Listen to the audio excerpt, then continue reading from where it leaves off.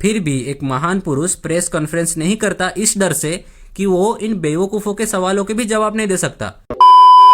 देखो, मैंने अपने एक वीडियो में कहा था कि देश के 80% लोग काइंड ऑफ बेवकूफ होते हैं। वो सरकार से एक्चुअल डेवलपमेंट मांगने के बजाय मुफ्त के राशन, पैसे, मंदिर, मस्जिद इन सब की डिमांड करती है, जो ये दर्शाता है कि उनमें दिमाग नहीं है और वो थोड़ा मंद बुद्धि है। पर क्यों?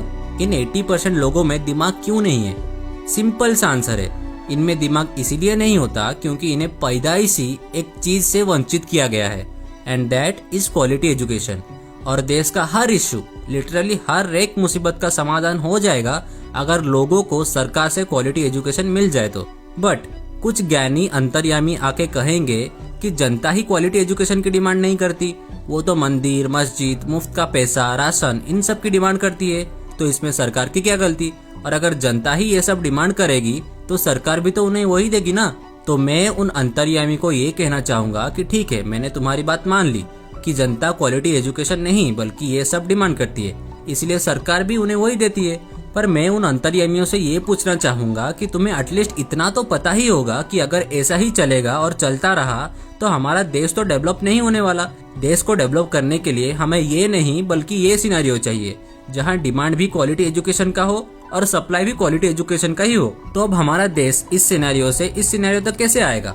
अब जनता तो अपनी तरफ से क्वालिटी एजुकेशन की डिमांड नहीं करने वाली, क्योंकि उन्हें तो दशकों से मुफ्त के चीजों की आदत पड़ चुकी है और ना ही जनता के पास पावर है कि वो क्वालिटी एजुकेशन इम्प्लीमेंट कर सके। तो इस हालत में सरकार को ही इनिशिएटिव लेना पड़ेगा ना।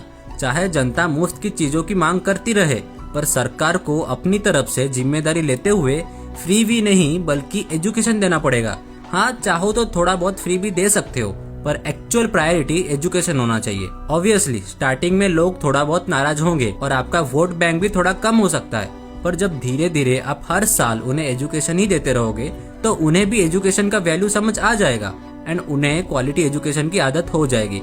एंड फाइनली हमारा देश इस सिनेरियो से इस सिनेरियो तक आ जाएगा एंड सारे बेवकूफ समझदार बन जाएंगे। पर मजे की बात यह है कि फिलहाल इस देश में बेवकूफ भरे पड़े हैं। फिर भी एक महान पुरुष प्रेस कॉन्फ्रेंस नहीं करता इस डर से कि वो इन बेवकूफों के सवालों के भी जवाब नहीं दे सकता। तो अगर कल को इसने एजुकेशन इम्प्रूव कर दिया और अगर ये सारे बेवकूफ समझदार बन गए, तब तो लोग इसका नामो निशान ही मिटा देंगे। तो अब आप मुझे बताइए कि कौन सा इंसान खुद का नामो निशान मिटवाना चाहेगा।